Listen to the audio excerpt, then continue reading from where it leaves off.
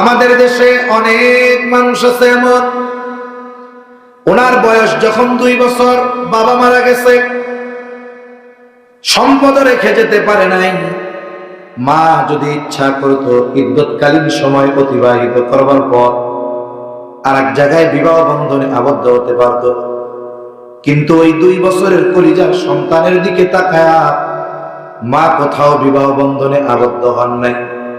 কষ্ট করে মানুষের বাড়িতে কাজ করে আত্মীয় স্বজনের কাছ থেকে সাহায্য চেয়ে নিয়ে ছেলেটারে বড় বানাইছেন, লেখাপড়া শিখিয়েছেন। ছেলেটা এখন অনেক বড় টাকা পয়সাওয়ালা হয়ে গেছে, অথবা ইউরোপ আমেরিকা কোনো দেশে সেটেল হয়ে গেছে, কিন্তু মা পড়ে আছে ওই গ্রামের এক কোনায় একটা ভাঙা ঘরের মধ্যে। যেই সন্তানের জন্য মায়ের এত ত্যাগ, এত কষ্ট, সন্তানের ঢাকা শহরে 5 তলা 7 তলা বাড়ি, কিন্তু আফসোস তার জন্য যে মায়ের এমন অবদান, ওই মায়ের ওই সন্তানের 5 তলা বাড়ির গাছতলায়ও জায়গা হয় না। সুবহানাকা লা ইলমা লানা ইল্লা মা আল্লামতানা ইন্নাকা আনতাল আলিমুল হাকীম।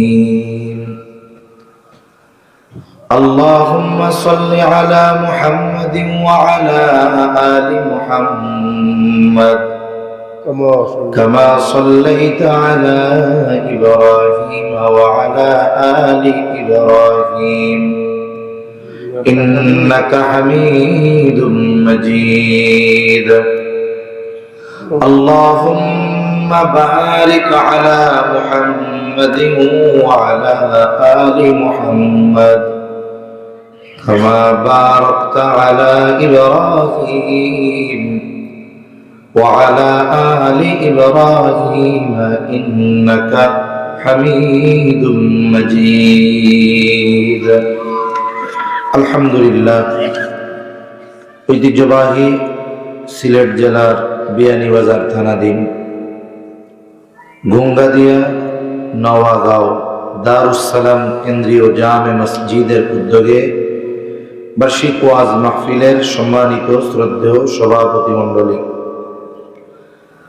আমন্ত্রিত উলামায়ে কেরাম, সামনে উপস্থিত মুরব্বিয়ানে কেরাম, সমবয়সী যুবক বন্ধু, স্নেহের ছোট ভাই, মাইকের আওয়াজ যত দূরে যায় নিজ নিজ স্থানে অবস্থানরতা সম্মানিতা শ্রদ্ধা মা ও বোন, আল্লাহ তাআলার দরবারে অগণিত শুকর যে মহান মালিক আমাদের হায়াতে বরকত দিয়ে সুস্থ রেখে হাজারো মানুষের মধ্য থেকে যাচাই বাছাই করে কিছু দ্বীনি কথা বলবার এবং শ্রবণ করার সুযোগ যে মহান মানিব আমাদের দান করেছেন, সে মহান মানিবকে খুশি করার জন্য মুহাব্বতের সাথে অন্তর থেকে জবান খুলে কালিমাতুশ শুকর পাঠ করি আলহামদুলিল্লাহ। অগণিত দুরূদ ও সালাম সাইয়্যিদুল আম্বিয়া, আশরাফুল আম্বিয়া, খাতামুল আম্বিয়া, ইমামুল মুরসালিন, রাহমাতুল লিল আলামিন মুহাম্মাদুর রাসূলুল্লাহ সাল্লাল্লাহু আলাইহি ওয়াসাল্লামের উপর আমি আপনাদের খেদমতে পবিত্র কোরআনুল কারীমের প্রসিদ্ধ একটি সূরা, সূরা লুকমানের সর্বশেষ আয়াত ও রাসূল আকরাম সাল্লাল্লাহু আলাইহি ওয়াসাল্লামের অগণিত হাদিস থেকে একটা হাদিস পাঠ করেছি। আল্লাহ তাআলার কাছে তৌফিক চাই, আল্লাহ তাআলা কিছু কথা বলার তৌফিক দেন, যে কথাগুলো আমাদের সবার দুনিয়া এবং আখিরাতের জন্য কল্যাণকর হয়। সকলে জবান খুলে বলি আমিন। আসলে দ্বীনি মাহফিলগুলো শুধু যে শুনবো তা নয়, শুধু যে জানবো তা নয়, আমরা তো এই মাহফিলগুলো শুনবো, জানবো, শেখার বিষয়গুলো শিখবো, সাথে সাথে আমল করব। যদি এই 4টি উদ্দেশ্য ঠিক থাকে, সাথে সাথে যদি আমাদের নিয়ত ঠিক থাকে, আশা করা যায় কথা যিনি বলুক তার কথা থেকে আমরা উপকৃত হতে পারব। যদি আমরা ব্যক্তি নির্বাচন করে কথা শুনি, যদি চিন্তা করি যে ওই লোকটার কথা শুনবো, তাহলে বিষয়টা হলো আমি আলোচনার চাইতে ব্যক্তিকে প্রাধান্য দিলাম বেশি। অথচ যেই বলুক কথা, কোরআন সুন্নাহ থেকে কথা বলবে, ঠিক কিনা বলেন? তা আমি আপনাদের খেদমতে যে আয়াতখানা তিলাওয়াত করেছি, এই আয়াতের মধ্যে আল্লাহ সুবহানাহু ওয়া তাআলা গায়েব সম্পৃক্ত 5টি বিষয়ের কথা বলছেন। কয়টা বিষয়? এই 5টি বিষয়কে হাদিসের মধ্যে মাফাতিহুল গায়েব, গায়েবের চাবি সমূহ বলে অভিহিত করা হয়েছে। সাথে সাথে আল্লাহ তাআলাও বলেন ওয়া ইনদাহু মাফাতিহুল গায়েব লা ইয়ালামুহা ইল্লা হু। আল্লাহর নিকটেই গায়েবের চাবি সমূহ, লা ইয়ালামুহা ইল্লা হু, আর ওই বিষয় আল্লাহ ব্যতীত আর কেউ জানে না। তাহলে এই 5টি বিষয় হলো গায়েবের চাবি। এই 5টি বিষয় এমন 5টি গায়েব সম্পৃক্ত বিষয়, পৃথিবীতে যত গায়েব সম্পৃক্ত বিষয় আছে সবগুলো কোনো না কোনো ভাবে এই 5টার সাথে সংযুক্ত। যেমন এই পৃথিবীতে যত মানুষ আছে, হোক নাস্তিক কিবা আস্তিক, মুসলিম কিবা অমুসলিম, সাদা কিবা কালো, এশিয়ান কিবা আফ্রিকান, আরবি কিবা অনারবি, সকলের মূলে আল্লাহ তাআলা দুইজনকে রাখছেন, ঠিক না? আলোচনা করবো ইনশাআল্লাহ। সেই বিষয়টা হলো কিয়ামত। বর্তমান সময়ে তরুণ প্রজন্মের মধ্যে এই কিয়ামতের ব্যাপারে এরা মোটামুটি খুব পেরেশান, লেখাপড়া করে না, মাথায় হাত দিয়ে বসে থাকে। কি হয়েছে? লেখাপড়া করো না কেন? তবে চিন্তায় শেষ। কিসের চিন্তা? পরীক্ষার চিন্তায় লেখাপড়া করার সুযোগ পাইতেছি না। তোমার যদি পরীক্ষার চিন্তা থাকে তুমি তো লেখাপড়া করবা। তোমার যদি চিন্তা থাকে আমাকে ইমাম মাহদির সৈনিক হতে হবে, দাজ্জালের সাথে আমাকে লড়াই করতে হবে, কিয়ামতে আল্লাহর পক্ষ থেকে নাজাতের নিশ্চয়তা পেতে হবে, তাইলে টেনশনে নামাজ কালাম বাদ দিয়ে বসে থাকলে কাজ হবে? কাজ হবে না। তা সম্মানিত উপস্থিতি, এই কিয়ামত হবে কোনো সন্দেহ নেই, কারণ কিয়ামত হবে এর ওয়াদা দিয়েছেন আল্লাহ। ওয়াদা কে দিয়েছেন? জোরে বলেন, কে? আল্লাহ।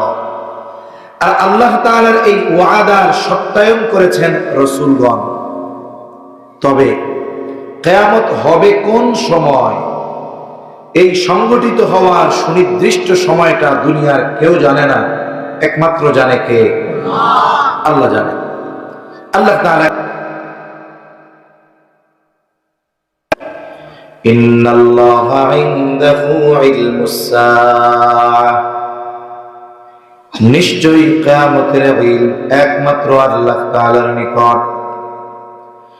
কিয়ামত কখন সংগঠিত হবে সৃষ্টি জগতের কেউ জানে না, আমার আপনার নবীজিও জানেন না কিয়ামত কখন হবে। ফেরেশতাদের সরদার ওহীর বাহক জিবরাইল আলাইহিস সালাম তিনিও জানেন না কিয়ামত কখন হবে। আমাদের অঞ্চল আলিমুল গায়েব একমাত্র যিনি, তিনি কে? সকাল সন্ধ্যা ফজরের পর মাগরিবের পর যে আমলগুলো আমরা করি, যারা করে সকাল সন্ধ্যার মামুলাতগুলো যারা আদায় করে, তারা ওই আমলগুলোর মধ্যে একটা আমল করে সূরা হাসরের শেষ 3 আয়াত, তাই না? কি বলে এই জায়গায়?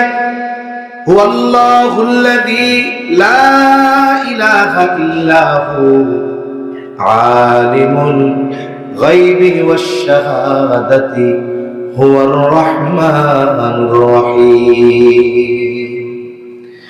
এই জায়গায় মূলত আমরা এই কথার ঘোষণা দেই যে আলিমুল গায়ব একমাত্র আল্লাহ। তাহলে আমার আপনার নবীজি আলিমুল গায়ব নয়, কোন সৃষ্টি আলিমুল গায়ব নয়।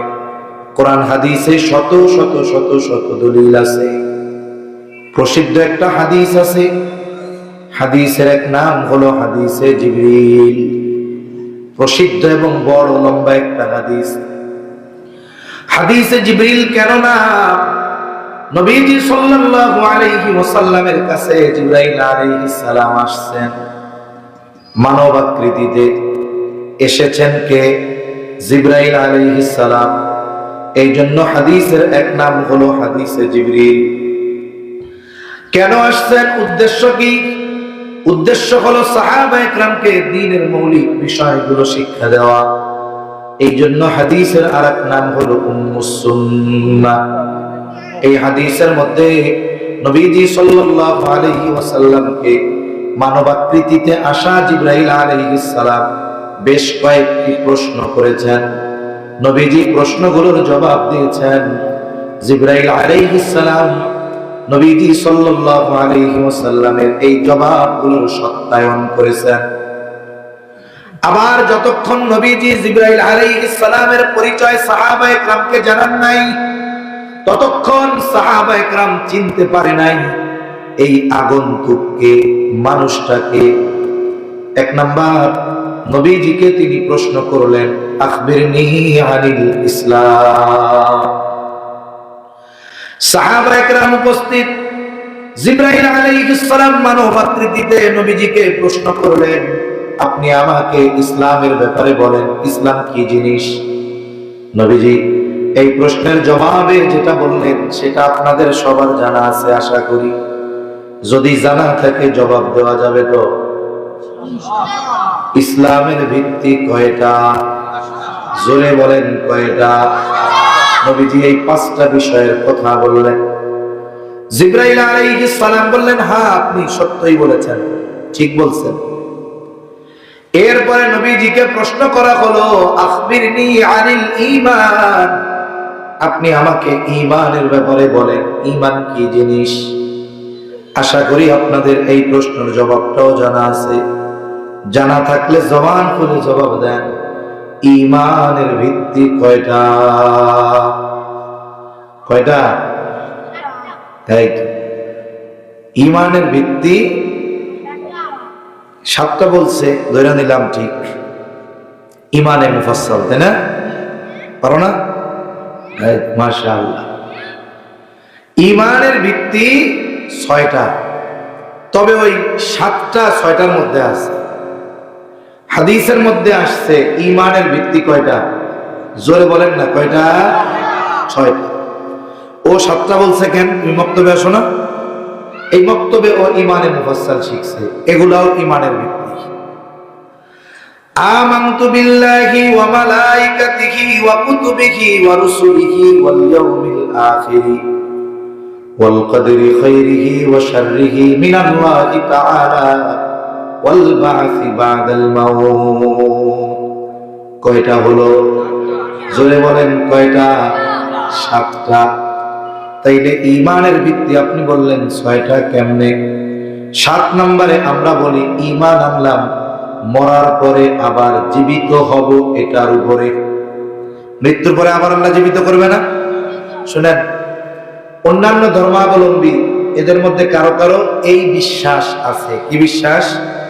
যে অতীতে অনেক ভালো মানুষ মরছে, এই পৃথিবীতে তাদের আবার পুনর্জন্ম হয়। হিন্দুদের একটা আকীদা, বিশ্বাস আছে না, এটা পুনর্জন্মের আকীদা। আমাদেরও এই আকীদা যে আমরা দুনিয়ায় থাকবো না, আবার জীবিত হব, তবে দুনিয়ায় না, এটা আখিরাত। আমাদের আকীদা কি? এই পৃথিবীতে আবার পুনর্জন্ম হবে না। যে পৃথিবী থেকে ইন্তেকাল করছে সে এক জগতে চলে গেছে, সে এখন পরকালে আখিরাতে আলমে বরজখে আছে। বলে এই যে আখিরাতে আমি আপনি আবার জীবিত হব। 5 নম্বরে আমরা কি বলি? ঈমান আনলাম আখিরাতের উপর। এখন মরার পরে জীবিত হব আবার, এটা কি দুনিয়ায় না আখিরাতে? তাইলে 5 নম্বরে আখিরাতের উপরে ঈমান আনছি। আখিরাতের উপরে ঈমান আনা মানে আখিরাত সম্পৃক্ত সব বিষয়ের উপরে ঈমান আনলাম। তাইলে বলেন, মরার পরে জীবিত হওয়া এই বিষয়টা আখিরাতের উপরে বিশ্বাস আনার মধ্যে আছে না নাই? তাইলে 5 আর 7 এই 2টা মিলে যদি একটা হয়, বাকি থাকে 5টা। এবার জবান খুলে বলেন ঈমানের ভিত্তি তাইলে মোট হয় কয়টা? 6টা। মনে থাকবে তো ইনশাআল্লাহ। অন্যান্য জায়গার মানুষ না পারলে এক বিষয়, সিলেটের মানুষ না পারলে কিন্তু সমস্যা। মনে রাখতে হবে। শোনায় দেবেন ঈমানের ভিত্তি কি, বলবেন যে এইগুলা ঈমানের ভিত্তি, ঈমানে মুফাসসাল। যাক, এই যে ছোট ছেলেটা পারছে, আল্লাহ ওরে কবুল করুক বলি আমি। বাংলাদেশের এক জেলায় গেছিলাম, ওই জায়গায় যাওয়ার পর জিজ্ঞাসা করছি যে ঈমানে মুফাসসাল পারেন? কেউ দাঁড়ায় না। বলছি যে দাঁড়ানোর দরকার নাই, ঈশা আমার কানে কানে আস্তে আস্তে গন, কেউ দাঁড়ায় না। তারপরে বললাম এই ইমানের মুফাসসালের ইমানের ভিত্তির আলোচনা করতেছিলাম ওই দিন। তারপরে বললাম যে ভাই আসমানি কিতাব কয়খানা, অকুতুবিহি কিতাব সময়ের উপরে ইমান আনছি। হুজুর 104 খানা। কয়েকজন বলছে তা বড় কিতাব কয়খান? 4। কে আছেন একটু বলবেন যে কোন কিতাবটা কোন নবীর উপরে নাজিল হয়েছে? একজন অনেক কষ্টে দাঁড়াইছে, 4 কিতাব 4 নবীর উপরে নাজিল হয়েছে এটা বলতে 5-6 জায়গায় ভুল হয়েছে কোন মতে, তারপরেও বলছে। তা আপনি আল্লাহ তাআলাকে দেখতেছ, যদি তুমি তাকে না দেখো, ফাইন্নাহু ইয়ারাকা, আল্লাহ তোমাকে দেখতেছে। আমরা যদি আল্লাহকে নাও দেখি, বলেন তো আল্লাহ তাআলা আমাদেরকে দেখেন কি দেখেন না? আচ্ছা মনে করেন একজন এক অফিসে চাকরি করে, এখন অফিসে সুন্দর মতো সিসি ক্যামেরা লাগানো আছে, সিসি ক্যামেরাও লাগানো, আর অফিসের বস পাশের রুমে বৈশা বিশাল স্ক্রিনে কে কি করে সব দেখতেছে। বলেন তো ওই সময় অফিসে যারা থাকবে এরা একটু পর পর পান খাইতে যাবে, একটু পর পর চা খাইতে যাবে, উল্টা পাল্টা করবে, কাজ না করে আরামে চেয়ারে হেলান দিয়ে বসে থাকবে? কেন বলেন তো? ওই যে দেখতেছে দেখতেছে। আমরা দুনিয়ার সিসি ক্যামেরায় মানুষ দেখে ফেলবে এইটার ভয়ে নিজেরা ভালো হয়ে যায়, অথচ সিসি ক্যামেরা আমার বাহিরেরটা দেখে, ভেতরে কি আছে তা দেখে না। আর আল্লাহ তাআলা কেমন দেখা দেখে? বলে যত আধার হোক, যত গভীরে হোক, যত রাত হোক, ভেতর বাহির সব জায়গায় সুস্পষ্ট ভাবে দেখেন কে? আমরা সিসি ক্যামেরার দেখা ভয় পাই, কিন্তু আল্লাহর দেখায় আমরা ভয় পাই না।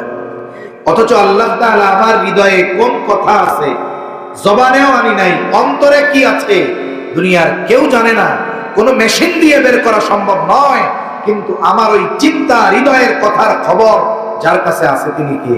আল্লাহ। এই চিন্তা যদি আমাদের থাকতো তাইলে দেখতেন আমাদের আমল, আমাদের ইবাদত সুন্দর হয়ে যেত। কেন? আমি মিথ্যা বলার আগে চিন্তা করতাম কেউ না জানলেও জানে কে? আল্লাহ। আমি অন্যায় করার আগে চিন্তা করতাম কেউ না দেখলেও কে দেখে? আল্লাহ। এটা এমন এক বিশ্বাস, এটা যার মধ্যে যত দৃঢ় তার আমল তার কাজ তত সুন্দর। নবীজি যখন এই জবাব দিলেন, জিবরাইল আলাইহিস সালাম বলতেছে হ্যাঁ আপনি সত্যই বলছেন। এবার 4 নম্বর প্রশ্ন, আখবিরনি আনিস সাআহ, আপনি আমাকে কিয়ামতের ব্যাপারে খবর দেন, কিয়ামত কখন হবে? এই প্রশ্নের জবাবে নবীজি বললেন মাল মাসউলু আনহা বিআলামা মিনাস সাইল। নবীজি বলেন এই ব্যাপারে যাকে প্রশ্ন করা হয়েছে তিনি প্রশ্নকারীর চাইতে বেশি জানেন না। আগের 3 প্রশ্নের জবাব দিছে, এই প্রশ্নের জবাবে কি বলছে? যে যাকে প্রশ্ন করা হয়েছে তিনি প্রশ্নকারীর চাইতে বেশি জানেন না। তার মানে কি? উনিও যা জানে আমিও তাই জানি। কেমন যেন জিবরাইল আলাইহিস সালামকে আমার আপনার নবীজি বলতেছে ভাই জিবরাইল এই প্রশ্নের জবাব আপনার চাইতে আমি বেশি জানি না, দুইজনে যা জানি সমান। এখন দুইজনে কি জানে এই প্রশ্নের জবাব? দুইজনেই জানে যে কিয়ামত কখন হবে, একমাত্র যিনি জানেন তিনি কে? আল্লাহ। এখন জিবরাইল আলাইহিস সালাম বলছে তাহলে আলামত বলেন। 2টা আলামতের কথা নবীজি এই হাদিসের মধ্যে বলছে, এর মধ্যে একটা একটু বলি। নবীজি বলেন আনতারিদাল আমাতু রাব্বাতাহা, কিয়ামতের অন্যতম একটি আলামত হলো দাসী তার মনিবকে জন্ম দিবে।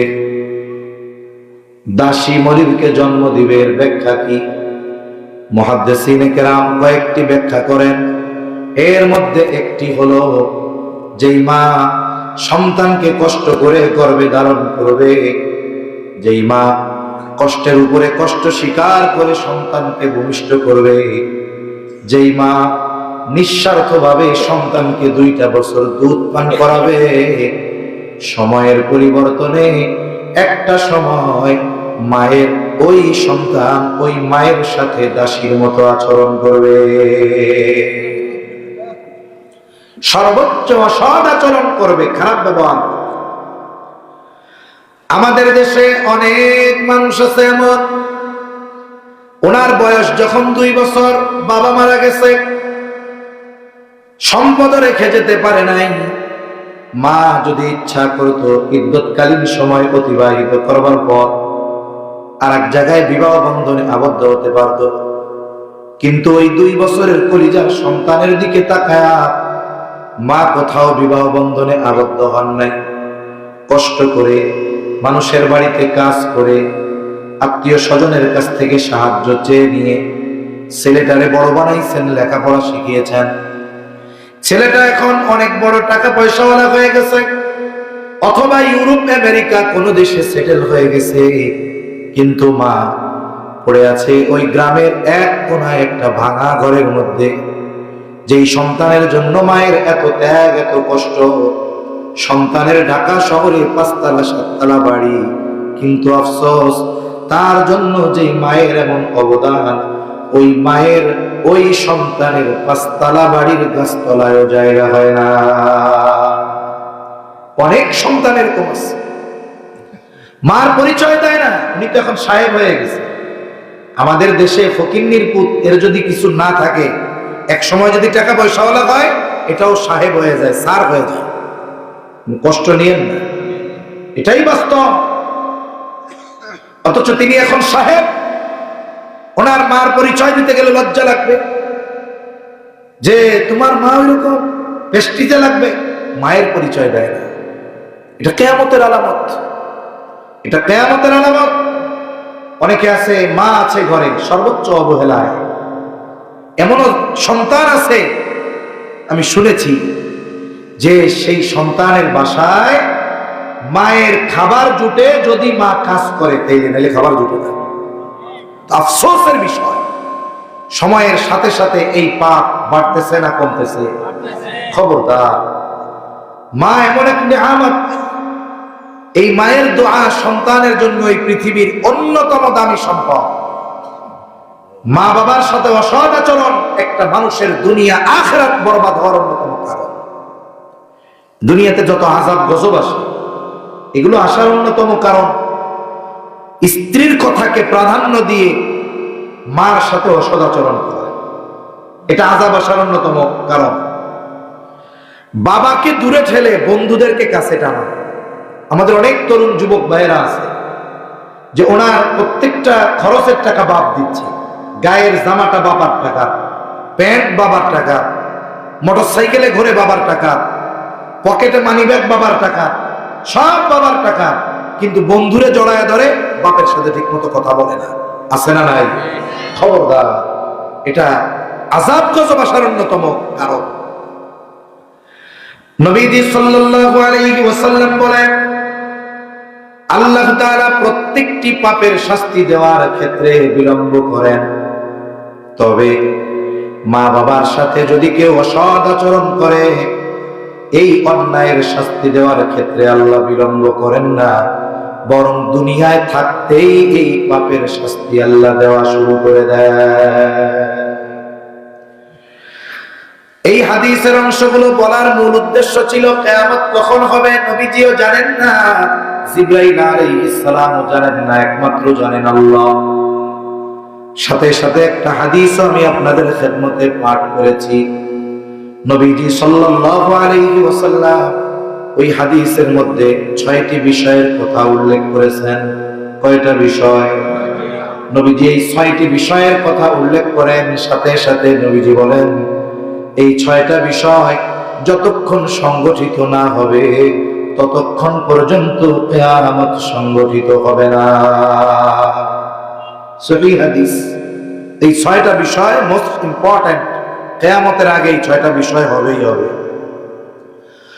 عن أبي هريرة رضي الله تعالى عنه قال قال رسول الله صلى الله عليه وسلم লা তাকুমুস সাআতু হাত্তা ইউকবাদাল ইলম।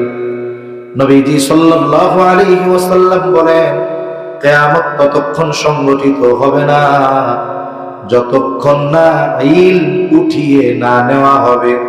তার মানে কিয়ামতের আগে ইলম উঠিয়ে নিয়ে যাওয়া হবে। কিয়ামতের আগে আল্লাহ ইলম উঠায় নেবে। এই ইলম কিভাবে উঠিয়ে নেবে? গ্রামের মানুষ বুঝতো না এক সময়। তারা বলতো, এই কথাটাকে সামনে রেখে বলতো যে কিয়ামতের আগে আল্লাহ কোরআন হাদিস উঠায় নেবে। আমাদের অঞ্চলেই শুনতাম। এই কথা কেন বলতো? কারণ ইলমের উৎস হলো কোরআন আর হাদিস। ইলমের উৎস কি? কোরআন হাদিস। এখন ইলম উঠায় নেবে মানে কি? কোরআন হাদিস যদি আল্লাহ উঠায় নেয় তাহলে তো ইলম উঠায় নেওয়া হলো। তা এখন কোরআন হাদিস আল্লাহ উঠায় নিবে কেমনে? তারা একটা গল্প বলতো, তাদের গল্প আর কি। বলতো যে একদিন ইমাম সাহেব ফজরের নামাজে দাঁড়াবে। ইমাম সাহেব তাকবীরে তাহরিমা বলবে, হাত বাঁধবে, এরপরে আউযুবিল্লাহ বিসমিল্লাহ পড়বে, সানা পড়বে, আউযুবিল্লাহ বিসমিল্লাহ পড়বে। এরপরে যেই সূরাটা পড়বে, ফজরের নামাজে সূরা তো জোরে জোরে, যেই সূরা পড়বে সেই সূরা হলো সূরা ফাতিহা, আলহামদুলিল্লাহ সূরা, সূরা ফাতিহা পড়বে। কিন্তু ইমাম সাহেব দাঁড়ায় আছে, সূরা ফাতিহা পড়ে না। ঘটনা হলো কি? গল্প আর কি, গল্প কইতেছে। ঘটনা হলো সূরা ফাতিহা ইমাম সাহেব ভুলে গেছে। তা যখন আমরা নামাজের মধ্যে কোনোটা ভুলে যাই, বিশেষ করে রোজার মাসে খতম তারাবি যখন হয়, হাফেজ সাহেব পড়ার মধ্যে যদি ভুলে যায় তাহলে দাঁড়ায় যায়। পেছনের হাফেজ বুঝতে পারে উনি ভুলে গেছে, এবার একটা দুইটা শব্দ বলে দেয়, উনি আবার পড়া শুরু করে। ইমাম সাহেব চিন্তা করতেছে, আমি তো একটু ভুলছি, তাতে কি? পেছনে মুসল্লি তো 50 জন, একটু দেরি হইলে স্মরণ করায় দিবে আলহামদুলিল্লাহ রাব্বিল আলামিন। কিন্তু অবস্থা তো ইমাম সাহেবও ভুলছে, মুসল্লিরাও ভুলছে। এখন কিছু সময় ইমাম সাহেব দাঁড়ায় থাইকা নামাজটা ছেড়ে দিল। সূরা ফাতিহাটা কোরআন থেকে দেখার জন্য মসজিদের তাক থেকে কোরআনটা হাতে নিবে। গল্প আর কি। এখন কোরআন শরীফ খুলে দেখবে, হায় হায়, কোরআন শরীফ ভুইলাও গেছে, কোরআন শরীফের লেখাগুলোও সব উঠে গেছে, সব পাতাগুলো সাদা। তা গ্রামের মানুষ বলতো, কোরআন হাদিস আল্লাহ উঠায় নিবে কেমনে? বলে এক রাত্রিতে কোরআন হাদিসের লেখা সব মুছে যাবে, সব পাতা সাদা হয়ে যাবে। এটা বলতো আর কি। কিন্তু বিষয়টা এমন নয়। বরং কোরআন হাদিস এই যে এখন তো কত সুন্দর ছাপা লেখা, আজ থেকে 50 বছর আগে এরকম চকচকা ঝকঝকা ছাপা ছিল না। বাজারে অনেক কালার কোডেড কোরআন পাওয়া যায়, কায়দা মনে রাখতে পারে না। অনেক মুরব্বী বয়স হয়েছে, কোরআন শরীফ শিখছে, এখন একফার হরফ 15টা, এটা মুখস্থ রাখা ওনার কষ্ট। তা কোরআন শরীফ কালার কোডেড, সুবিধা কি? উনি কায়দাটা শুধু মনে রাখছে, নুন সাকিন তানবিনের পরে একফার হরফ আসলে একটু গুণনা করে পড়তে হবে। এখন একফার হরফ কোনটা কোনটা এটা ওনার মনে থাকে না। তা কায়দা শিখাইয়া দিছে, কয় যেই জায়গায় দেখবেন লেখাটা একটু সবুজ কালার, বুঝবেন এই জায়গায় একফা গুণনা। তাহলে বলেন তো, নুন সাকিন তানবিনের পরে এটাও মনে রাখার দরকার নাই, একটু ওই যে নীল কালার, এই জায়গায় একফা গুণনা, উনি বুঝবে যে এই জায়গায় যেই হরফটা এখন আছে এটা একফার হরফ, উনি এমনি গুণনা করে পড়বে।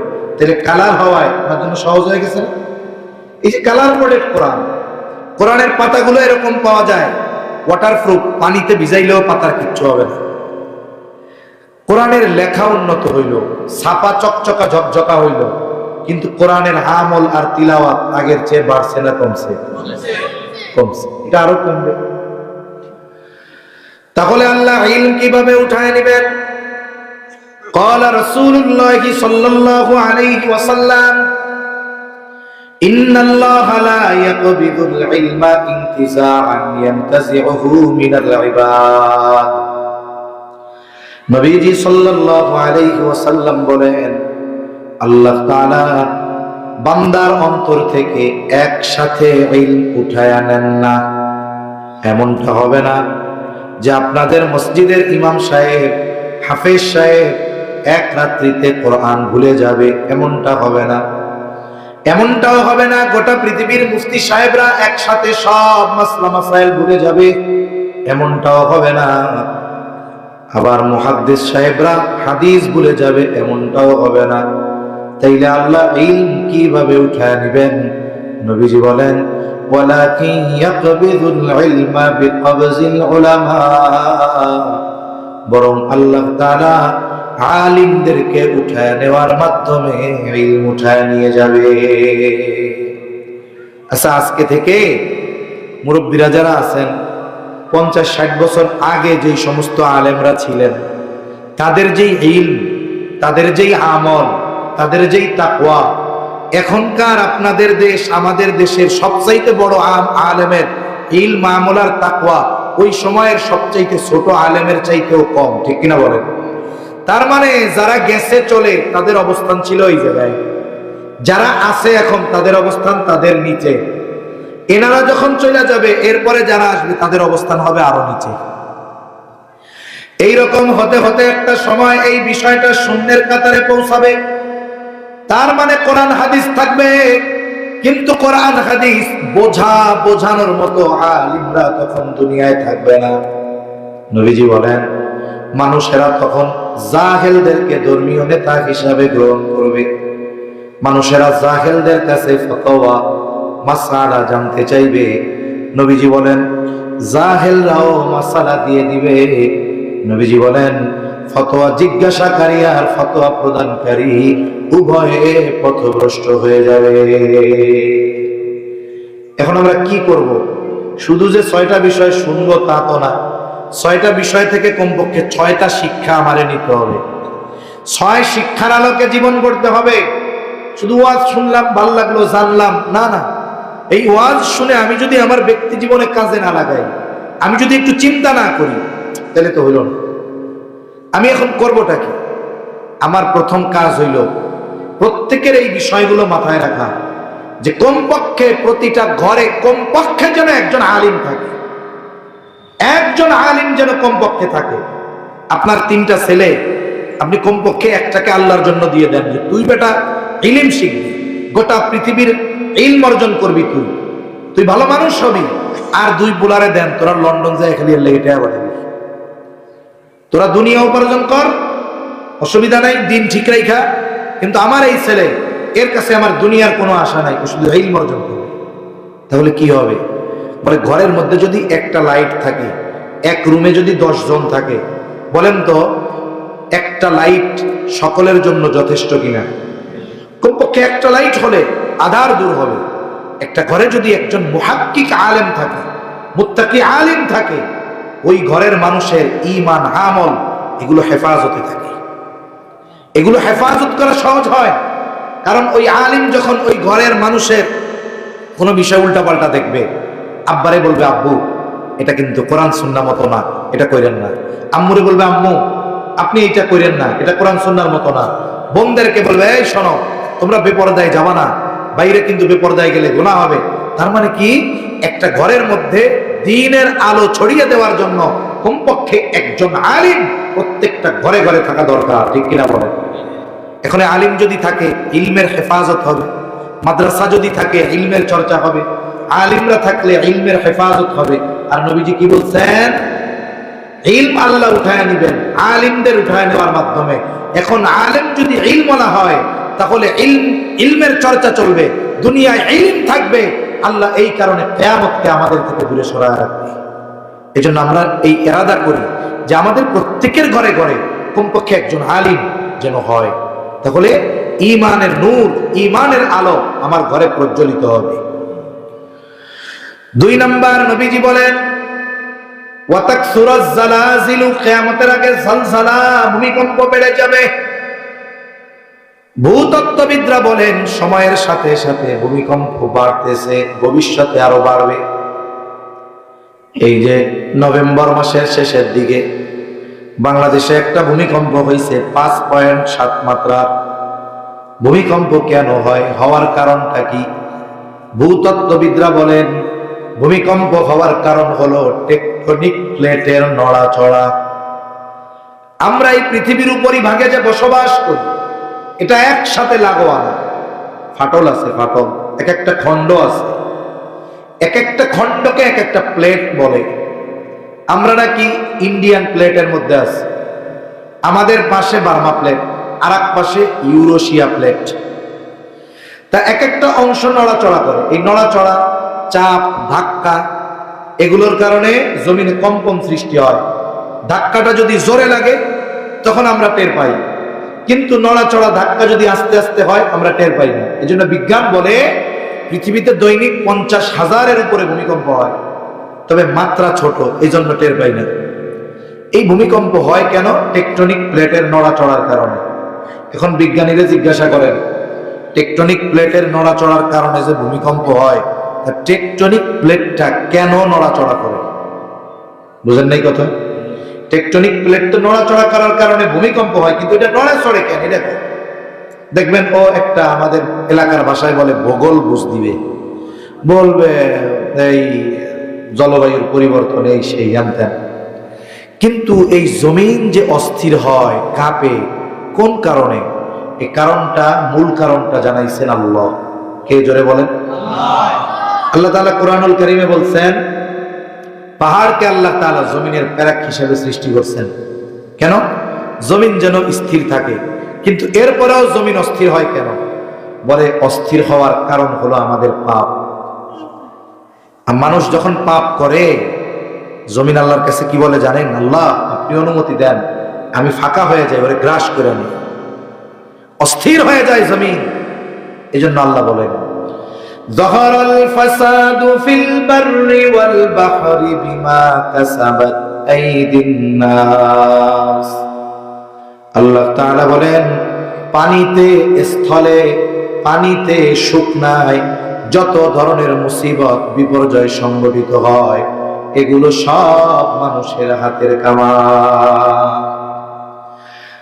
জমিনে কি হয়? বলে ভূমিকম্প, ভূমিধস, অতিবৃষ্টি, অনাবৃষ্টি, অতি খরা। কেন হয়? বলে আমাদের পাপের কারণে হয়। পানিতে কি হয়? বলে সিডর, আইলা, লাইলা, জলোচ্ছ্বাস, সুনামি। কেন হয়? বলে পাপের কারণে হয়। তবে আমরা যেই পরিমাণ পাপ করি, ওই পরিমাণ পাপের শাস্তি আল্লাহ দেয় না। আল্লাহ তাআলা আমাদের কৃত পাপের সামান্য অংশের শাস্তি আল্লাহ দেয়। কারণ যেই পরিমাণ পাপ পৃথিবীতে সংগঠিত হয়, ওই পরিমাণ পাপের শাস্তি যদি আল্লাহ দিত, পৃথিবী ধ্বংস হয়ে যাইত, বেঁচে থাকতে পারত না। আল্লাহ বলেন, লিউযীকাহুম, তাদেরকে আস্বাদন করানো হয়, বা'দাল্লাযী আমিলু, যে শাস্তি আস্বাদন করানো হয়, এটা তাদের পাপের সামান্য অংশের শাস্তি।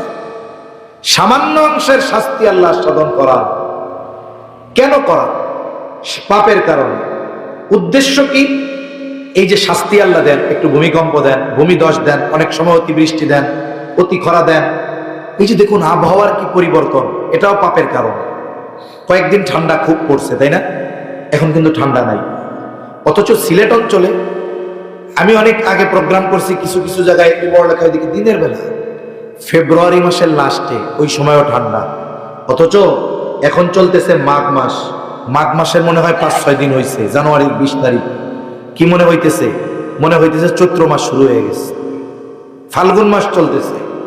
কয়েকদিন ঠান্ডা পড়ছে। কি ঠান্ডা? এই যে এনভায়রনমেন্ট, আবহাওয়ার যে পরিবর্তন, এটা কেন হলো? বলে এটা আমাদের পাপের কারণে হয়েছে।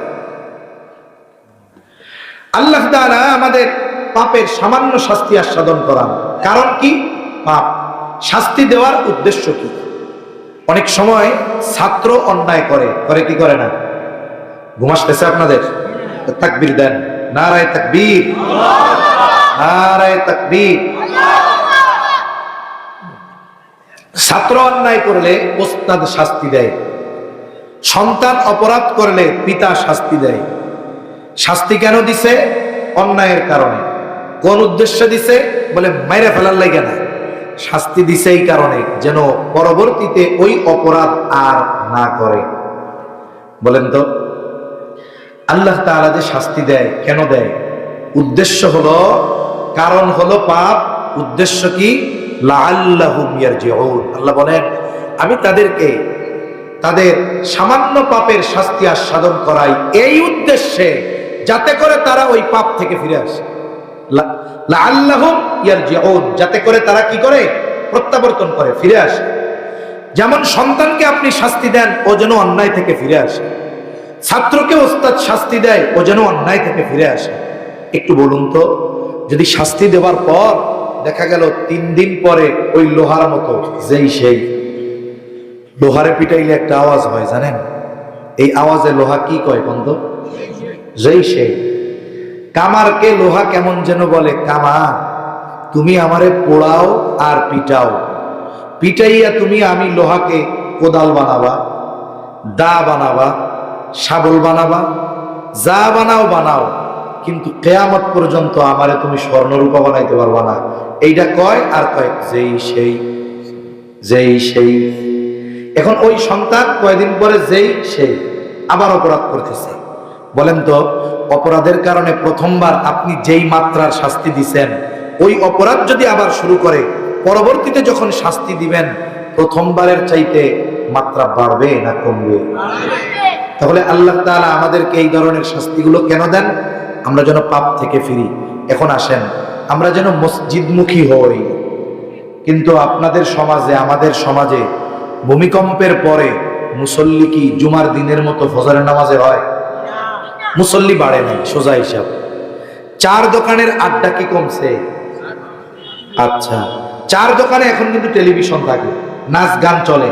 তা এখন কি 4 দোকানের টেলিভিশন গুলো আর নাচ গান হয় না? এখন খালি ওয়াজ মাহফিল আর উলামায়ে কেরামের ওয়াজ চালানো হয়, কোরআন তিলাওয়াত চালানো হয় নাকি? তাইলে মনে হয় এলাকা থেকে সুদ উঠে গেছে, আরো বাড়ছে। তার মানে মনে হয় তাইলে এখন আর সরকারি অফিসে ঘুষ টুস লাগে না। তার মানে কি বুঝলেন? আল্লাহ তাআলা 5.7 মাত্রার ভূমিকম্প দেওয়ার পরেও আমাদের অবস্থা যেই, জোরে বলেন যেই। আচ্ছা, তাইলে আপনি যদি আপনার সন্তান শাস্তি দেওয়ার পরে অপরাধ বন্ধ না করার কারণে শাস্তির মাত্রা বাড়ান, তাইলে আমরা ভূমিকম্প আসার পরে, শাস্তি পাওয়ার পরে, পাপ থেকে যখন ফিরি নাই, সামনে ভূমিকম্পের মাত্রা বাড়বে না কমবে? বিজ্ঞানীরাও বলতেছে এই কথা, যে এখন যেটা হয়েছে ভবিষ্যতে এর চাইতে আরো শক্তিশালী ভূমিকম্প হওয়ার সম্ভাবনা রয়েছে। নবীজি এই কথা বলে দিয়েছে। এখন বলতে পারেন হুজুর, আমরা একেবারে সিলেট জেলার বিয়ানীবাজার থানার একেবারে সীমান্তবর্তী একটা এলাকার মানুষ, এখন আমরা যদি গুনাহ ছাইড়া দেই পৃথিবীর সব ভূমিকম্প বন্ধ হয়ে যাবে? হবে না। যখন নবীজি সাল্লাল্লাহু আলাইহি ওয়াসাল্লাম সাহাবায়ে কেরামকে পাপের কারণে শাস্তির কথা শুনিয়েছেন, আযাবের কথা বলেছেন, সাহাবায়ে কেরাম বলতেছে, ইয়া রাসূলুল্লাহ, আমাদের মধ্যে নেককার মানুষ থাকার পরেও আমরা আযাবে ধ্বংস হয়ে যাব? মানে তারা অবাক যে সবাই তো আর পাপ করবে না, পাপীরা ধ্বংস হবে, কিন্তু নেককার ব্যক্তি যারা তারাও ধ্বংস হয়ে যাবে? নবীজি বলেন, হ্যাঁ ধ্বংস হয়ে যাবে, পাপের আধিক্যের কারণে। কিসের কারণে? পাপের আধিক্যের কারণে। তবে যেই মানুষগুলো ওই শাস্তি আসার কারণ নয়, মনে করেন 50 জন আছে, 40 জন অপরাধ করছে, 10 জন ওই 40 জনের মানা করছে, ওই পাপ থেকে বিরত থাকছে, তাহলে শাস্তি আসার কারণ ওই 10 জন নয়, ওই 40 জন। কিন্তু শাস্তি যদি আসে ওই 10 জনও বাঁচতে পারবে? বাঁচতে পারবে না। তবে ওই 10 জন আল্লাহর কাছে বলতে পারবে, আল্লাহ আমি তো পাপ করি নাই, আমার পরিবারকে বাঁচানোর চেষ্টা করেছি, আমার আত্মীয় স্বজন পাশের মানুষদেরকে পাপ থেকে বাঁচার কথা বলেছি, এখন এই যে পাপ থেকে বাঁচলাম, এই কারণে আশা করা যায় কিয়ামতে আল্লাহর কাছ থেকে মাপ পাওয়া যাবে। এজন্য হয়তো আপনি আমি পাপ ছাড়লাম, আশেপাশে পাপে সয়লাভ, শাস্তি যদি আসে চতুর্দিক দিয়ে, মধ্য থেকে এই গ্রামের মানুষ বাঁচবে তা নয়, কিন্তু পাপ না করার কারণে আখিরাতে আসল বাঁচা আল্লাহর কাছ থেকে বাঁচতে পারবে। এজন্য আমরা পাপ মুক্ত জীবন গড়ব তো ইনশাআল্লাহ। আল্লাহ তৌফিক দেন। 3 নাম্বার, নবীজি সাল্লাল্লাহু আলাইহি ওয়াসাল্লাম বলেন, ওয়ায়াতাকারাবাজ জামান, কিয়ামতের আগে সময় নিকটবর্তী হয়ে যাবে। আর এক হাদিসে নবীজি বলেন, 1 যুগ 1 বছরের মতো মনে হবে, বছরকে মাসের মতো মনে হবে, মাসকে সপ্তাহের মতো মনে হবে, সপ্তাহকে দিনের মতো মনে হবে, দিনকে ঘন্টার মতো মনে হবে, ঘন্টাকে মিনিটের মতো মনে হবে, মিনিটকে আগুনের স্ফুলিঙ্গ তথা সেকেন্ডের মতো মনে হবে। মুহূর্তের মধ্যে সময় অতিবাহিত হয়ে যাবে। মুহাদ্দিসিনে কেরাম বলেন, উদ্দেশ্য হলো সময় থেকে বরকত উঠে যাবে। যেই জিনিসের মধ্যে বরকত নাই ওই জিনিস দ্বারা উপকৃত বেশি হওয়া যায় না। একজন মানুষের যদি 10,000 টাকা থাকে ওর মধ্যে বরকত, আর একজনের 1 লক্ষ বরকত নাই, বলে বরকতওয়ালা 10,000 দিয়ে যেই কাজ হবে বরকতহীন কোটি টাকা দিয়েও সেই কাজ হবে। এখন সময় বরকতহীন হয়, আমরা সময়ের বরকতময় কেমনে বানাইতে পারি? জাস্টিস মুফতি তকি উসমানী দামাত বারকাতুহুমুল আলিয়া বলেন, মানুষ যখন সময় নেকের কাজে অতিবাহিত করে তখন সময়টা আল্লাহ তাআলা বরকতময় করে দেন, মানে ওই সময়টা ধীরে ধীরে যায়। মানুষের ব্রেনও এটা বলে। মানুষ যখন অহেতুক গুনার কাজ আর অপ্রয়োজনীয় কাজ করে সময়টা তাড়াতাড়ি চলে যায়, কোনো ফায়দা হয় না। কেমনে উদাহরণ দেই আপনাদের? প্রথম বিষয় আসেন, মনে করেন এটা একটা রাবার। রাবারটা ধরেন 10 ইঞ্চি। কয় ইঞ্চি? জোরে বলেন না, কয় ইঞ্চি? এই রাবারটারে আমি জোরে টান দিলাম, এটা এখন লম্বা হয়েছে 100 ইঞ্চি। কত ইঞ্চি? এই 100 ইঞ্চি হওয়ার পরে এটা কি স্বর্ণ না রূপা? তো রাবারই আছে। আচ্ছা, টান দিছি কত ইঞ্চি? এখন এটারে আপনারা কি বলবেন? রাবার বলবেন নাকি? সাইডা দিলাম 10 ইঞ্চি, কি বলবেন? রাবার। মনে করেন এটা সময়। সময়টা নেক কাজ যখন করছেন লম্বা হয়ে গেছে, সময়টা যখন গুনার কাজে গেছেন সংকুচিত হয়ে গেছে, মানে তাড়াতাড়ি শেষ। আর একটা উদাহরণ দেই, অনেক সময় আমরা মসজিদে নামাজ পড়ি না? এই যে আজকে রজবের 30 তারিখ, শাবান মাস শুরু হবে সন্ধ্যার পর থেকে। একটা আমলের কথা কইয়া দিই, সন্ধ্যার সময় মাহফিলে তো আসবেন, একটু চাঁদটাও খুঁজবেন আকাশে, কারণ হাদিসের মধ্যে আসছে, নবীজি বলেছেন আহসু হেলালা শাবান আলি রমাদান, তোমরা রমজানের জন্য শাবানের চাঁদ তথা শাবানের তারিখ গণনা করো। এজন্য শাবান মাসের তারিখ হিসাব করা, গণনা করা এটা সুন্নাত। আজকে চাঁদ দেখবো, হিসাব রাখবো আজকে 1 তারিখ মাগরিবের সময়, কালকে মাগরিবের সময় হিসাব রাখবো আজকে 2 তারিখ 3 তারিখ। তাহলে কি হবে? চাঁদ গুনবো, আমলনামায় সওয়াব যোগ হবে, ঠিক কিনা? করবো তো ইনশাআল্লাহ। এই যে রমজান মাস আসতেছে, আপনাদের মসজিদে খতম তারাবি হয়? খতম তারাবি হয় না? হয়। প্রথম 2-3 দিন মানুষে ভরপুর, 5-6 দিন পরে গুড়গুড়। হ্যাঁ, ঠিক কইছে। 5-6 দিন পরে কি গুড়গুড়? কেন? কই ভাই পাক্কা সময় লাগে যায়। কি কয়? তারাবি শেষ হইতে 1 ঘন্টা লেগে যায়, 1 ঘন্টা লেগে যায়। এই জন্য তারাবি পড়তে কষ্ট হয়। যদি কোনো সময় ইমাম সাহেব ফজরের নামাজে কেরাত একটু লম্বা করে, পেছন দিয়ে কাশি শুরু হয়ে যায়, হয় কি হয় না? এই যে রোজার মাস, আমরা অনেক ওয়াজ নসিহত করে একটু কোরআন তিলাওয়াত করতে বসাই, মুরব্বী বাবারা বসে, যুবকদেরকেও বসাই। এখন যুবক একটা করবে কি, কোরআন শরীফ নিয়ে বসছে, বৈশা 3 মিনিট পরে কোরআন শরীফ রাইখা উঠে গেছে। জিজ্ঞাসা করলাম, এই মিয়া তুমি কোরআন শরীফ রাইখা উঠে গেলা কেন? কই হুজুর চোখ ব্যথায়, একভাবে কোরআন শরীফের দিকে তাকায় থাকতে পারি না। বলে না এরকম? একবার তাকায় থাকতে চোখ ব্যথায়। এরপরে হুজুর মাজাও কোমরের মধ্যে একটু ব্যথা হয়।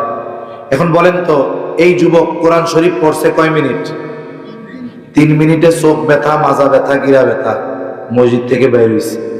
ওই জায়গায় গিয়া কোরআন শরীফ রাইখা বাইর হইয়া এবার মোবাইল শরীফ খুলছে। মোবাইল শরীফ ছিলেন তো? মোবাইল শরীফ খুলছে, এইবার ফেসবুক শরীফ তিলাওয়াত শুরু করছে। ফেসবুক শরীফ যখন তিলাওয়াত করে, ডাইনে বামে তাকায় নিয়ে এরকম। আপনারা কি দেখেন না যে কিছু বলা পায় হাঁটতেছে মোবাইল গাড় বেঁকা করে, বৈশা আছে মোবাইল, পাশ দিয়া কে যায় কি হয় হুশ নাই। কোরআন শরীফের দিকে তাকায় থাকতে চোখ ব্যথায়, 3 মিনিটে জান বের হয়ে যায়। মোবাইল শরীফের দিকে তাকায় আছে 3 ঘন্টা, চোখও ব্যথায় না, মাজাও ব্যথায় না, গাড়ও ব্যথায় না, ঠিক কিনা বলেন? ওই 3 মিনিট করছিল কি কাজ? নেকের কাজ। মনে হইছে যে অনেক সময় করছি, 3 ঘন্টা করছে কি অহেতুক কাজ, যার কারণে চোখের পলকে 3 ঘন্টা শেষ। বলেন তো এই 3 ঘন্টায় আখিরাতের অনেক লাভ হইছে? আখিরাতের লাভ হইছে? দুনিয়ার লাভ হইছে? দুনিয়ারও লাভ হয় নাই, আখিরাতেরও লাভ হয় নাই, ক্ষতি হয়েছে। এজন্য মানুষ যদি সময় নেকের কাজে অতিবাহিত করে, ভালো কাজে, তাইলে এই সময়কে আল্লাহ বরকতময় করে দেয়। ওই সময়টা দুনিয়া আখিরাতে কাজে লাগে। আর যদি কেউ এই সময়টা গুনাহ আর অহেতুক কাজে কাটায়, এই সময়টা দ্রুততার সাথে চলে যায়, দুনিয়া আখেরাতে ক্ষতির কারণ হয়। এই যে হায়াত, এই সময়, এটা দুনিয়ার অন্যতম দামি নেয়ামত। মানুষ মারা যাওয়ার পরে কথা বলে, নবীজি বলছেন, তবে দুনিয়ার মানুষ কথা শুনে না। যদি শুনতো, নবীজি বলেন, ভয়ে দাফন কাফন বাদ দিয়া দিত। মানুষ মারা যাবার পরে কথা বলে, কি কথা বলে আমরা শুনি না, তবে কথা বলে আল্লাহ তাআলা শুনে। যেই মানুষগুলো দুনিয়ায় হায়াত নষ্ট করেছে, ভালো কাজ করে নাই, নেকের কাজ করে নাই, এই মানুষগুলো মারা যাওয়ার পরে আল্লাহর কাছে প্রার্থনা করে, ফরিয়াদ করে। কি বলে? আল্লাহ বলেন, ফায়াকুল রাব্বি লাউলা আখখারতানি ইলা আজালিন করিব ফাআসাদদাকা ওয়া আকুম মিনাস সালিহিন। ওই লোকগুলো রবের কাছে বলে, ও রব, লাউলা আখখারতানি ইলা আজালিন করিব, আমাদেরকে যদি আবার একটু অবকাশ দেওয়া হতো, তার মানে ও রব, আবার যদি একটু দুনিয়ায় যাওয়ার সুযোগ দিতেন। ওই হায়াতে তো আমি নেকের কাজ করি নাই, সম্পদ দিয়েছিলেন, দান সাদকা করি নাই, যদি আবার একটু দুনিয়ায় যাওয়ার সুযোগ দিতেন, ফাআসাদদাক, আমি তাহলে সাদকা করতাম, ওয়া আকুম মিনাস সালিহিন, এইবার যদি যাবার সুযোগ দিতেন, সৎ কর্মশীলদের অন্তর্ভুক্ত হয়ে যাইতাম, তার মানে গুনার কাজ, অহেতুক কাজ করতাম না, নেকের কাজ করে আমি নেক মানুষদের অন্তর্ভুক্ত হয়ে যাইতাম। অনেক আবেগ আর দরদ নিয়ে আল্লাহর কাছে মরার পরে ফরিয়াদ করবে, বলুন তো ওই ব্যক্তির ফরিয়াদ কবুল করে একটা সেকেন্ডের জন্য আল্লাহ তাআলা পুনরায় তাকে দুনিয়ায় আসার সুযোগ দিবে নাকি? মরার পরে বুঝতে পারবে যে এই হায়াতটা ছিল সবচাইতে দামি, কিন্তু কাজে লাগাইতে পারি নাই। তখন বুঝবে, কিন্তু করার কিছু থাকবে না। যে হায়াত আল্লাহর কাছে কামনা করবে, ওই হায়াত এখন আমাদের আছে, ঠিক না? কিন্তু কি করতেছি একটু চিন্তা করেন। কথাগুলো শুনবো, শুধু কান দিয়ে ঢুকাবো, বের করবো, এমন নয়। এই কথাগুলোর আলোকে আমাকে চিন্তা করতে হবে, আসলে আমি বিষয়টা কি করতেছি, এই হায়াত আমি কিভাবে নষ্ট করতেছি। কেউ চায়ের দোকানে, কেউ মোবাইলে, কেউ অহেতুক কথাবার্তা আর গল্পে হায়াত নষ্ট করে দিচ্ছে। এই হায়াতটা কেমন দামি হায়াত! বলে গোটা পৃথিবীর সব সম্পদ দিয়ে যদি কারো হায়াত ফুরিয়ে যায়, বলেন তো পৃথিবীর সব সম্পদ দিয়ে একটা সেকেন্ড হায়াত কেনা যাবে নাকি?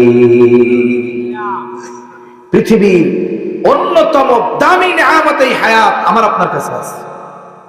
সারা পৃথিবীর সব সম্পদ দিয়ে একটা সেকেন্ড কেনা যায় না, অথচ সেই হায়াত আমরা নষ্ট করে ফেলতেছি। এজন্য সময় ব্যয় করার আগে চিন্তা করব, হাজার হাজার কোটি টাকার মালিক যে, সেও তো 10 টাকা খরচ করার আগে 15 বার ভাবে। মনে করেন আপনাদের সিলেটের সবচেয়ে বড় ধনী কে? আমি তো জানি না কে। ধরেন ওই যে আল হারমাইনের এক মালিক আছে না, আন্তর্জাতিক একটা পারফিউম আছে আল হারমাইন, একটা হসপিটালও আছে মনে হয় সিলেটে। ধরেন ওই লোকটা হাজার হাজার কোটি টাকার মালিক, দুবাইয়ের মতো দেশে প্রথম শ্রেণীর ট্যাক্স হোল্ডার, উনি অনেক টাকার মালিক। এখন উনি এক দোকানে গেছে একটা পানি কিনবে, মামপানি, গায়ে লেখা 20 টাকা। দোকানদার চিনতে পারছে এটা হারমাইনের মালিক, তো চিন্তা করছে এই বেটার কাছে আছে হাজার হাজার কোটি টাকা, কত টাকা আছে এই বেটারও হিসাব নেই। এখন উনি দোকানদার পানিটা নিয়ে দোকানদারের জিজ্ঞাসা করতেছে, কয় টাকা? কয় 200 টাকা। এখন হারমাইনের মালিক এটা দেখা বলে, এই বেটা এখানে লেখা 20 টাকা, 200 টাকা চাইছিস কেন? এখন দোকানদার যদি বলে, স্যার আপনি তো হাজার হাজার কোটি টাকার মালিক, 20 টাকার পানি 200 টাকা দিয়ে কিনলে আপনার কি কোনো সমস্যা হইব? সে তখন কি বলবে, এত পাকনামি করো না, 20 টাকার দাম 20 টাকাই রাখো, বেশি উল্টা পাল্টা করলে ভোক্তা অধিকারে মামলা দিয়ে দিন। বলেন তো ওই আল্লাহর বান্দা 20 টাকার পানি 200 টাকা দিয়ে কিনলে কিছুই হবে না, কিন্তু এরপরেও সে পানিটা কেনার সময় হিসাব করবে কি করবে না? তাইলে হাজার হাজার কোটি টাকার মালিক 200 টাকা বেশি খরচ করার আগে ভাবনা চিন্তা করে, আর আমি আপনি ওই টাকার চাইতে হায়াতের মূল্য বেশি, এটা খরচ করার সময় চিন্তা করার দরকার আছে না? এখন এই হিসাবটা কেমনে করব? টাকা পয়সা তো দেখা যায় হুজুর, হায়াত তো দেখা যায় না। এখন হায়াত ব্যয় করার সিস্টেম আছে। মনে করেন আপনি 1 ঘন্টা মোবাইল টিপবেন, আমার যুবক ভাইরা যারা করে সেই হিসাবে বলি, 1 ঘন্টা মোবাইল টিপবেন, আপনি মোবাইল হাতে নিচ্ছেন। এখন আপনি এই চিন্তা করবেন, আমি যে 1 ঘন্টা মোবাইলটা টিপবো, এই 1 ঘন্টায় আমার আখেরাতের কি লাভ হবে? মুমিনের ব্যবসা হলো আখেরাতের সাথে, সে দুনিয়ার লাভের চাইতে আগে আখেরাতের ব্যবসা খুঁজবে। আমি 1 ঘন্টা মোবাইল টিপলে আমার 10,000 নেকি হবে, তাহলে তো লাভ, তাহলে ভাই আপনি টিপেন। আপনি যদি মোবাইলটা টিপেন তাহলে মিজানের পাল্লায় সওয়াব একটু ভারী হবে, তাহলে আপনি 3 ঘন্টা ইউটিউব দেখেন, অসুবিধা নেই। আপনি যদি মোবাইল 1 ঘন্টা টিপলে পুলসরাত দ্রুত পার হয়ে যাইতে পারেন, তাহলে টিপেন। তাহলে তো আমরা ওয়াজ করব যে আপনারা যদি দ্রুত পুলসরাত পার হইতে চান, দৈনিক 6 ঘন্টা মোবাইল টিপবেন। হ্যাঁ, এখন আমার এই যে হিসাবটা, আমি 1 ঘন্টা মোবাইল টিপে কি পাবো আখেরাতের, এই হিসাব করব। আখেরাতের কিছু নাই, তাইলে এই 1 ঘন্টা সময় ব্যয় করা লাভ না লস? লস। 1 ঘন্টা আপনি এক জায়গায় বসবেন, কি লাভ আছে আমার 1 ঘন্টায় যে বসবো?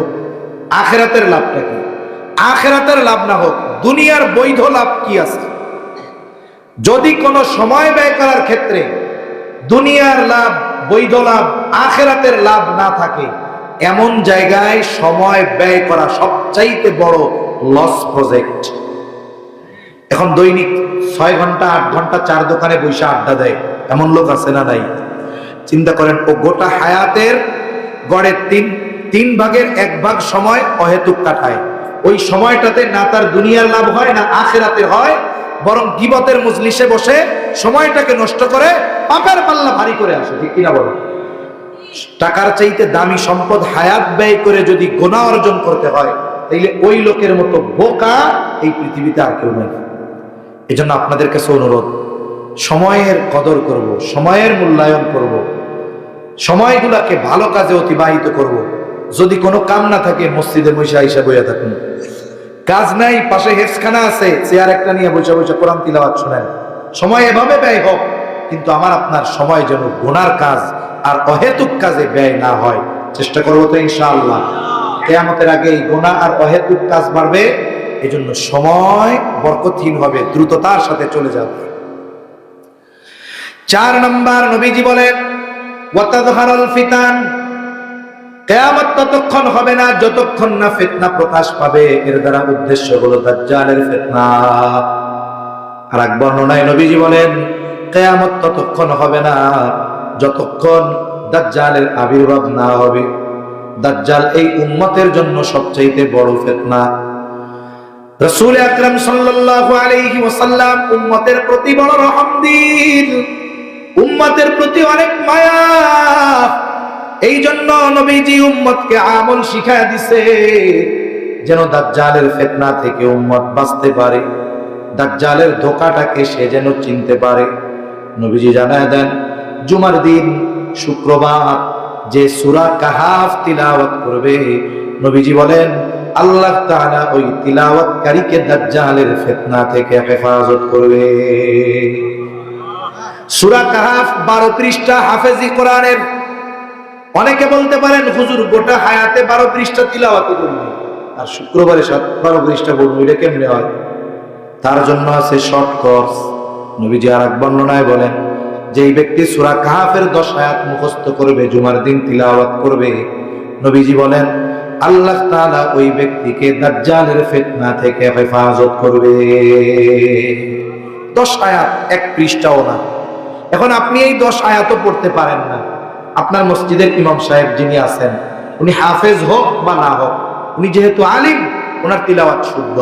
এখন জুমার দিন আমরা যারা পড়তে পারি না, আমরা যদি ইমাম সাহেবকে জুমার পরে বলি হুজুর একটা আমল তো আছে জুমার দিন সূরা কাহাফের, আমরা তো কোরআন পড়তে পারি না, আপনি আমাদেরকে এই 10 আয়াত তিলাওয়াত করে শোনান।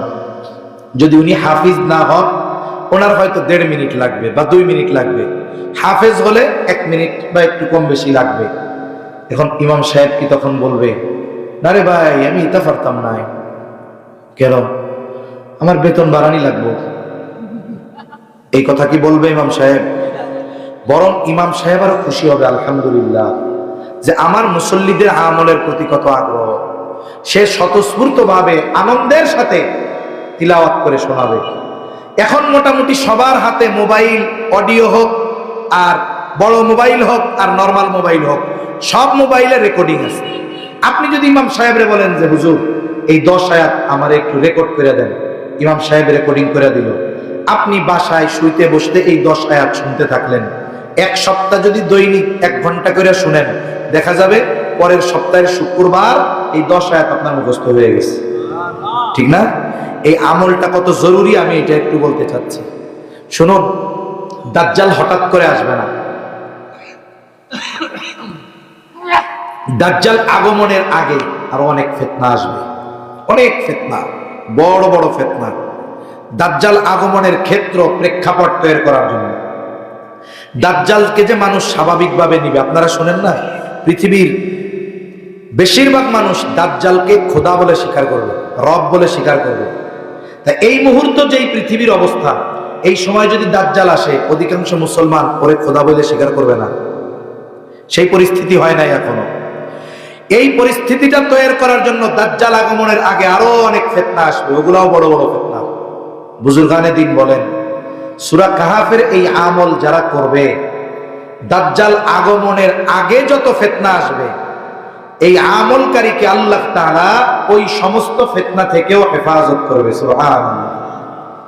এজন্য বুজুর্গানে দিন সূরা কাহাফের এই আমলটা বেঁচে থাকার জন্য শ্বাস প্রশ্বাস যেমন জরুরি, খাবার ছাড়া বেঁচে থাকা যায়, কিন্তু যদি শ্বাস না নিতে পারি, না ছাড়তে পারি, 5 মিনিট বেঁচে থাকা যাইব? ডাক্তার সাহেব আছে, জিজ্ঞাসা করে 5 মিনিট, তাই না? অক্সিজেন বিহীন কয় মিনিট বাঁচবো? 5 মিনিট। কয় মিনিট? 5 মিনিট। অথচ এই আমলটা এমন জরুরি বানাতে হবে, শ্বাস প্রশ্বাস বেঁচে থাকার জন্য যেমন জরুরি, সূরা কাহাফের এই আমল আমরা ওই রকম জরুরি বানাবো। বানাবো তো ইনশাআল্লাহ? শোনেন, ইনশাআল্লাহ কিন্তু খাঁটিটা কইতে হবে। আমাদের দেশের মানুষ এখন ইনশাআল্লাহ কয় নার বদলে, মানে মুখের উপরে না কইতে পারে না, তো এই নাটা চালায় দেয় ইনশাআল্লাহ কইয়া। এ কাজ করা যাবে না। তাহলে দাজ্জাল যতক্ষণ আগমন না করবে কিয়ামত হবে না। দাজ্জালের ফিতনা পৃথিবীর সবচেয়ে বড় ফিতনা। এই ফিতনা থেকে বাঁচার আমল হলো সূরা কাহাফ। 5 নম্বর, নবীজি সাল্লাল্লাহু আলাইহি ওয়াসাল্লাম বলেন, ওয়া তাকসুরুল হারাজ ওয়া হুয়াল কাতলুল কতল। কিয়ামতের আগে হত্যাকাণ্ড বেড়ে যাবে। সাহাবায়ে কেরাম বলেন, ইয়া রাসূলুল্লাহ, আমরা তো প্রতি বছর যুদ্ধের ময়দানে হাজার হাজার মুশরিকদের হত্যা করি, এটাও কি হারাজ? নবীজি বলেন, না। হারাজ কি? প্রতিবেশী প্রতিবেশীকে হত্যা করবে, চাচা ভাতিজাকে হত্যা করবে, তার মানে হারাজ হলো এমন হত্যাকাণ্ড যেটা কাফের কর্তৃক মুসলমানদের সাথে, মুসলমান কর্তৃক কাফেরদের সাথে সংগঠিত হবে এমন নয়, বরং এই হত্যাকাণ্ড মুসলমানদের নিজেদের মধ্যে সংগঠিত হবে। এক মুসলমান অপর মুসলমানকে হত্যা করবে, ওই যে প্রতিবেশী প্রতিবেশীকে হত্যা করবে। নবীজি এক বর্ণনায় বলেন, কিয়ামত ততক্ষণ সংগঠিত হবে না যতক্ষণ না এক প্রতিবেশী অপর প্রতিবেশীকে হত্যা না করবে। অথচ প্রতিবেশীর সাথে সম্পর্ক ভালো রাখার কথা। এক মুমিন অপর মুমিনকে হত্যা কেন করে? বলে ব্যক্তিগত কারণ, পারিবারিক কারণ, রাজনৈতিক কারণ, সামাজিক কারণ, অর্থনৈতিক কারণ, প্রভাব প্রতিপত্তি বিস্তারকে কেন্দ্র করে হত্যাকাণ্ড। এক কথায় আমাদের দুনিয়ায় দৈনিক কাফেররা যত মুসলমান হত্যা করে, তার চাইতে মুসলমান মুসলমানকে হত্যা করে দৈনিক তার কমপক্ষে 10 গুণ। আমাদের দেশে দৈনিক হত্যাকাণ্ড হইতেছে না? প্রতিদিন শত শত হত্যাকাণ্ড হচ্ছে। এই যে 2 দিন আগে আমাদের সাভারে এক সাইকো সম্রাট ধরা পড়ছে, দেখছেন? রাস্তাঘাটে ঘুরে এডি পাগল, 7টা না 6টা হত্যা করছে সে।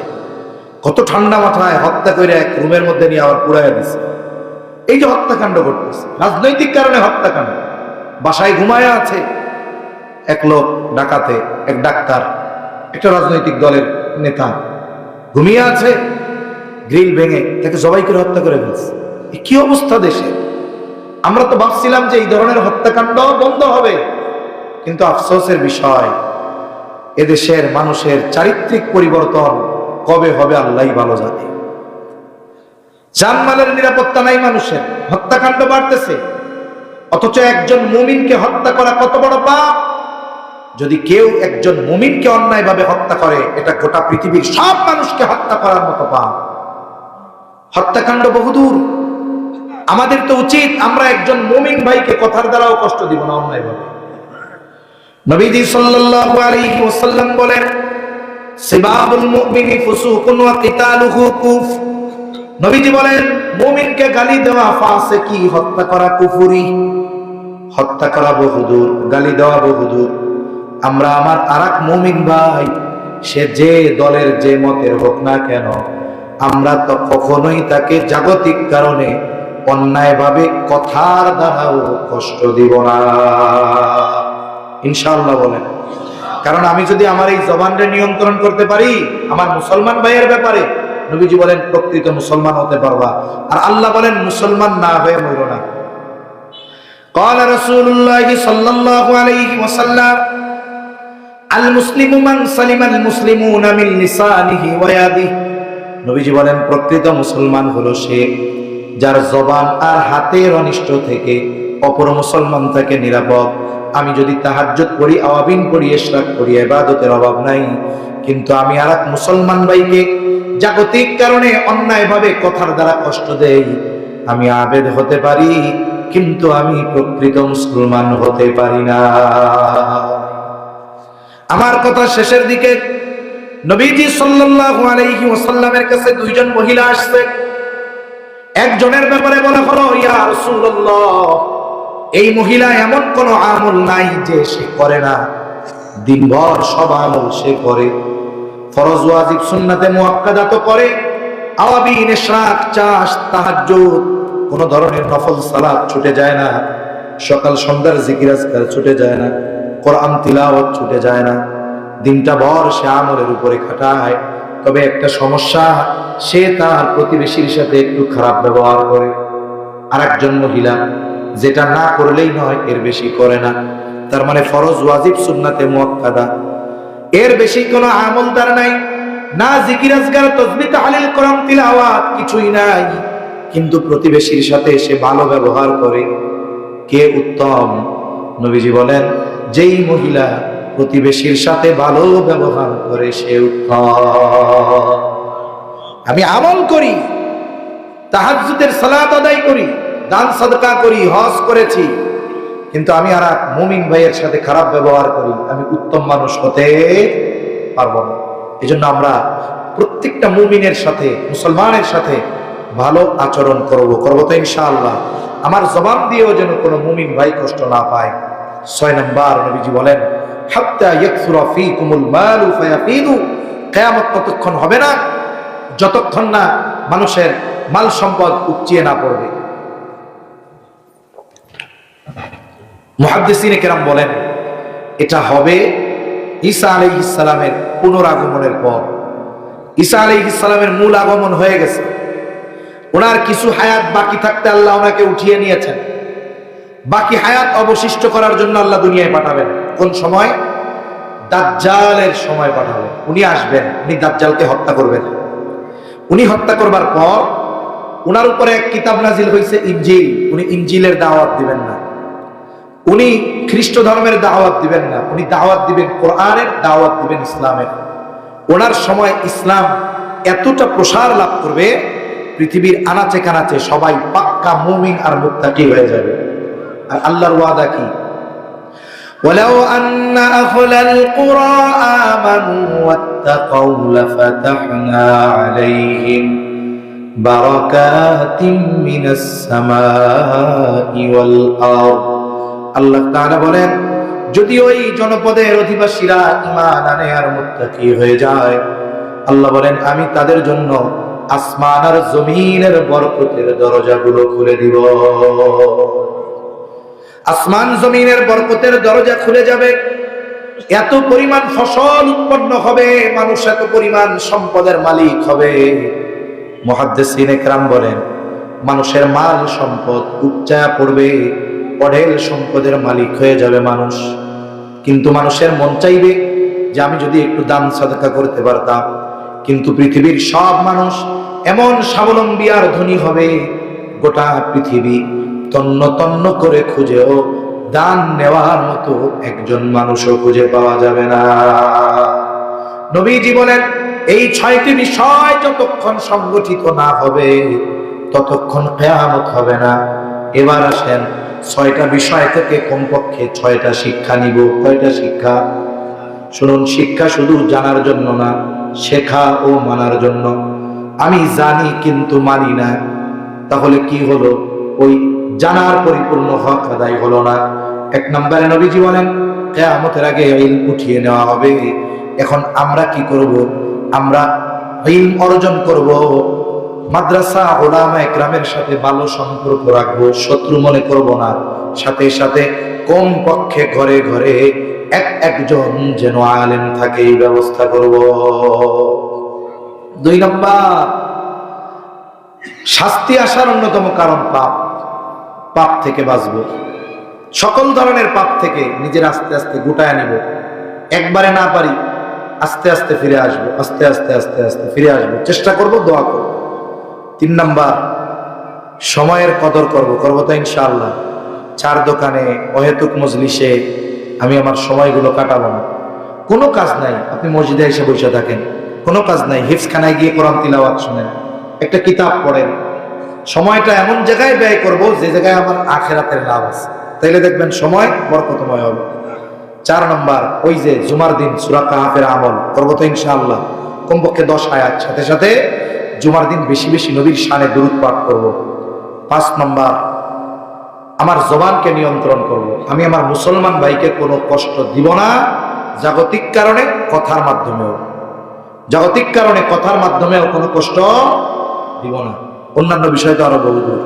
6 নম্বর, যেহেতু মানুষ এক সময় সম্পদওয়ালা হবে, কিন্তু সাদাকা করার সুযোগ থাকবে না, কেউ নিবে না, এজন্য প্রতিদিন চেষ্টা করব কমপক্ষে অল্প কিছু হলেও, 5টা টাকা হলেও সাদাকা করার জন্য। কেন করব বলি, ওই যে মানুষ যখন মারা যাবে আল্লাহর কাছে কি বলবে? লাউলা আখরতানি ইলা আজালিন করিব ফাআসাদদাকা। এর ব্যাখ্যায় মুফাসসিরিনে কেরাম বলেন, সে আল্লাহর কাছে হায়াত কামনা করে সাদকা করার কথা কেন বলবে? কারণ মৃত ব্যক্তির জন্য মরার পরে সবচাইতে বেশি উপকারে লাগে সাদকা। এটা ওই মৃত ব্যক্তি বুঝতে পারবে যে সাদকা যদি করতাম তাইলে আমার বেশি কাজে লাগতো। এজন্য দৈনিক অল্প কিছু হলেও সাদকা করব তো ইনশাআল্লাহ। জোরে বলেন, করব তো। আল্লাহ সুবহানাহু ওয়া তাআলা আমাদের সকলকে কথাগুলোর উপরে যেগুলো আমল করার, যেগুলো প্রয়োজনীয় স্মরণ রাখার তৌফিক আল্লাহ দান করেন। সকলে জবান খুলে বলি আমিন। ওয়া আখিরু দাওয়ানা আনিল হামদুলিল্লাহি রাব্বিল আলামিন। আসসালামু আলাইকুম ওয়া রাহমাতুল্লাহি ওয়া বারাকাতুহু।